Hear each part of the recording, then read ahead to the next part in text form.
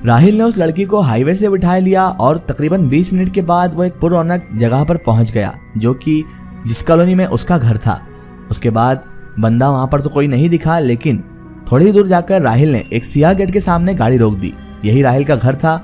उसके बाद उसने गाड़ी से उतरकर बैल बजाई और बैल के बजते ही शमशाद ने थोड़ी देर बाद दरवाजा खोला। उसने उसके बाद आकर गेट खोला तो राहिल ने गाड़ी पोर्च में लगा दी।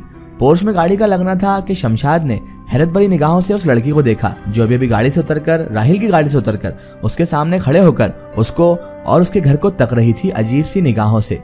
शमशाद उसे ही घूरे जा रही थी और वो शमशाद और उसके घर को दोनों को घूर रही थी। तभी राहिल ने सिचुएशन संभालते हुए गाड़ी से बाहर उतरकर शमशाद को समझाया, शमशाद ये साइमा है, इसके बारे में और जानकारी मैं तुम्हें अंदर जाकर बताऊंगा, लेकिन अभी कुछ भी मत पूछना, तुम अंदर चलो, मैं तुम्हें सब कुछ चीजें बताता हूँ। और उसके बाद राहिल साइमा और शमशाद को लेकर घर के अंदर चला गया।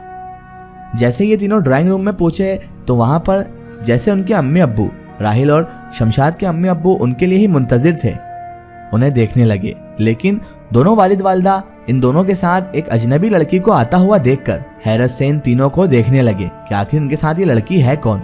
रात के वक्त एक जवान और खूबसूरत लड़की को राहिल के साथ घर में दाखिल होता हुआ देखकर उन्हें हैरत के जोरदार झटके लगने लगे थे। लेकिन जब राहिल ने उन्हें तमाम तफसीलात बताई कि कैसे कैसे इस बेचारे के साथ ऐसी चीजें हुई, तो उन्हें भी उस लड़की से बहुत ज्यादा हमदर्दी हो गई। उन्हें भी उस लड़की पर तरस आ गया और उससे हमदर्दी का लगाव होने लगा। और फिर बड़ी मुश्किल से और राहिल की मिन्नत समाजत के पास राहिल के वालिद वालिदा ने उसे उनके घर में रहने की इजाजत दे ही दी, मगर उन्होंने एक शर्त भी रखी कि जब भी ये लड़की अपने घर जाना चाहेगी तो इसे किसी भी तरह का प्रेशर या इसे किसी भी तरह रोका नहीं जाएगा। तो राहिल ने भी हामी भर दी। चारों न चार राहिल ने उनकी ये बात तो मान ली थी, लेकिन उसने दिल ही दिल में ये इरादा भी कर लिया था कि ये तो बनेगी मेरी दुल्हन ही, और मौका मिलते ही मैं अपने वालिदैन को अपनी पसंद जाहिर कर इसे अपनी हमसफर बना ही लूंगा।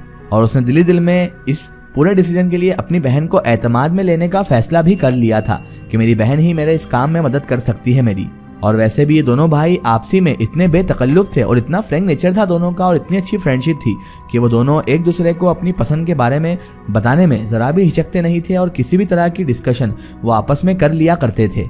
और इधर शमशाद भी अपनी भाई की आंखों में उस अजनबी लड़की के लिए पसंदीदगी के आसार अच्छी तरह से देख चुकी थी, मगर वो कुछ सोचकर खामोशी खड़ी रह गई।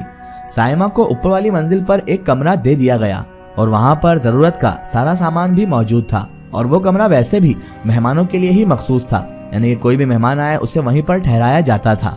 साइमा को शमशाद ने सबसे पहले तो खाना दिया, उसके बाद शमशाद उसे खाना देकर अपने भाई के कमरे में आ गई और उसने सवालिया नजरों से अपने भाई राहिल को देखा।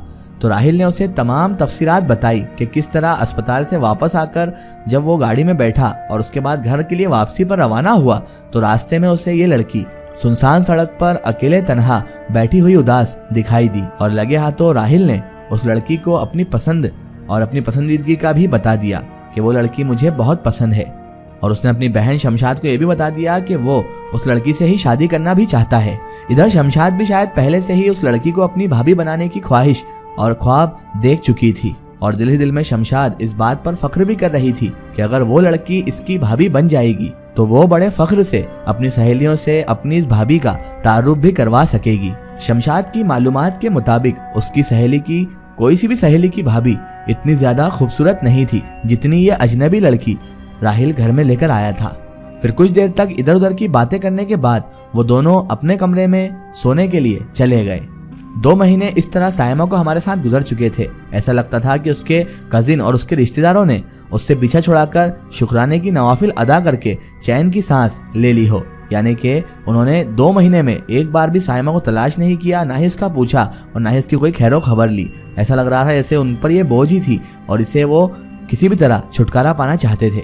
इन महीनों में साइमा ने अपनी प्यार भरी शख्सियत से और राहिल के वालिद वालिदा की खिदमत करके पूरे घर वालों के दिल में एक नरम गोशा पैदा कर लिया था, यानी कि उसने अपनी जगह इस तरह बनाई थी कि सबके दिल में उसके लिए हमदर्दी के साथ अब मोहब्बत भी पैदा होने लगी थी। और अब तो राहिल के वालिद वालिदा उसे भी अपनी शमशाद की तरह बेटी समझने लगे थे। उसके वालिद वालिदा बाजार से वापसी के वक्त पर अपने बच्चों की जरूरत के साथ साथ साइमा की जरूरत की चीजें भी बाजार से लेकर आया करते थे। गर्ज इन कुछ महीनों में ही साइमा ने राहिल के वालिदैन को ये सोचने पर मजबूर कर दिया था कि वो उसे राहिल की दुल्हन बनाने का तहैया कर चुके थे, डिसीजन ले चुके थे। और फिर एक दिन मौका मिलते ही राहिल ने अपने अम्मी अब्बू के सामने अपनी पसंद का इजहार भी कर ही दिया और उसके वालिद वालिदा ने भी बिना किसी एतराज के उसकी और साइमा की शादी की तैयारियां शुरू कर दी। शमशाद के तो खुशी के मारे जैसे पैर जमीन पर टिक ही नहीं रहे थे, वो तो पूरे घर में उड़ी उड़ी फिर रही थी। बड़ी खुशी खुशी वो रोजाना राहिल के साथ शॉपिंग पर जाती और सारा दिन फिर दोनों भाई बहन शॉपिंग मॉल में घुमा करते। और इधर राहिल तो बहुत ज्यादा खुश था, उसका अंदाज और उसका रवैया तो ऐसा हो गया था जैसे उसे जन्नत की कोई हूर मिल गई हो। और फिर वो बहुत बेसब्री से शादी के दिन का इंतजार कर रहा था जब वो साइमा को, उसकी हुस्न की शहजादी को अपनी दुल्हन के रूप में देख सके। आखिर इंतजार करते करते वो दिन आ ही गया और साइमा राहिल की दुल्हन बनकर इस वक्त हुजला अरूसी के कमरे में मौजूद थी। राहिल ने उसे मुंह दिखाई में हीरे का एक ब्रेसलेट तोहफे में दे दिया, जिसे उसके बाद राहिल ने अपने हाथों से साइमा की खूबसूरत और नाजुक कलाई में पहना भी दिया। राहिल की खुशी दुगनी थी और साइमा भी इस रिश्ते से और इस शादी से बहुत ज्यादा खुश थी। उसके बाद उन दोनों ने वो रात अपनी सुहागरात बनाकर गुजारी। सुबह दोनों खाने की मेज पर मौजूद थे और उसकी अम्मी, उसके अब्बू और उसकी बहन शमशाद मेज पर पहले से ही मौजूद थे। उन दोनों ने पहुंचते ही पूरे घर वालों को सलाम किया और फिर दोनों ने अपने पूरे घर के साथ नाश्ता भी किया। नाश्ते से फारिग होते ही राहिल को इमरजेंसी फोन आने पर हॉस्पिटल की तरफ रवाना होना पड़ा और हॉस्पिटल जाना पड़ा। और इधर साइमा पूरे घर वालों से बातें करने बैठ गई। इसके बावजूद कि वो काफी दिनों से इन्हीं के घर में रह रही थी, मगर राहिल के वालिदैन उसे कुछ दिनों तक घर के काम ना करने की तलकीन दी कि तुम थोड़े दिन तक घर के काम ना करना। और इधर साइमा के बार बार इनकार करने के बावजूद भी राहिल के वालिदैन ने उसकी एक ना सुनी और कहा कि तुम नई नवेली दुल्हन हो तो हमारे लिए नई नवेली दुल्हन ही रहोगी, इसलिए तुम कुछ दिन तक काम को हाथ भी नहीं लगाओगी। फिर वो कुछ देर अम्मी अब्बू के पास बैठकर अपने कमरे में चले गई। कमरे में जाकर उसने दरवाजा अंदर से बंद किया और फिर अगले ही लम्हे एक दिल दहला देने वाला मंजर देखने में आया। कुछ देर पहले बहुत ही खूबसूरत दिखने वाली और हसीन दिखने वाली लड़की एक इंतहाई भयानक और बदसूरत औरत में बदल चुकी थी। जी हाँ, वही साइमा जो कुछ देर पहले हूर परी जैसी थी, अब इंतहाई बदसूरत और दिल दहला देने वाले चेहरे के साथ इस कमरे में मौजूद थी। और अब उसके चेहरे के खदोखाल किसी 100 साल की बूढ़ी औरत जैसे हो चुके थे। चेहरे की खाल पूरी तरह लटक चुकी थी और उसके मुंह से 2 नुकीले दांत भी निकल आए थे। उसके हाथ पैरों पर काले काले बाल भी उभरे हुए थे। उसकी पैरों की उंगलियों का साइज भी बहुत ज्यादा बढ़ चुका था और उसकी आंखों की पुतलियां अजीब हो चुकी थी। कोई भी इंसान तस्वुर भी नहीं कर सकता था कि इस खूबसूरत और हसीन चेहरे के पीछे एक इंतहाई भयानक और मकरूर शक्ल छुपी हुई है। अपने चेहरे के खदोखाल बदलते ही जैसे वो किसी और दुनिया की मखलूक ही लगने लगी थी।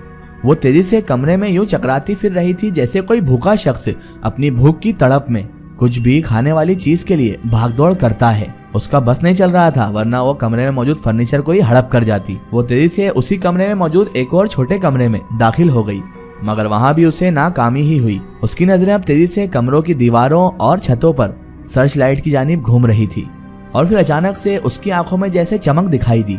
उसे अपने मतलब की चीज मिल गई थी। दीवार और छत के बीच कोने में एक मोटी सी छिपकली जो ना जाने इस कमरे में कैसे आ घुसी थी। उस पर नजर पड़ते ही वो तेजी से एक बड़ी छिपकली के मानिंद उस दीवार पर चढ़ने लगी। इससे पहले कि दीवार पर चिपकी हुई छिपकली अपने बचाव के लिए कुछ करती, साइमा ने झपटे से उसे दबोच लिया और एक ही लुकमे में उसे चबाकर खा गई। इसका एक ही स्टोरी हम देखेंगे इसके अगले पार्ट में।